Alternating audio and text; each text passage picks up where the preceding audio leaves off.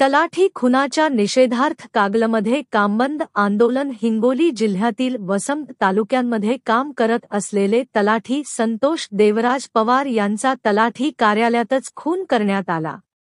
या घटनेच्या निषेधार्थ कागल तालुका तलाठी व मंडल अधिकारी संघटना, महसूल कर्मचारी संघटना यांच्यामार्फत एकदिवसीय काम बंद आंदोलन करण्यात आले.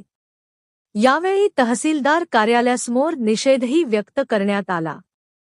तसेच मृत्युमुखी पडलेल्या तलाठी संतोष पवार यांना श्रद्धांजली वाहण्यात आली.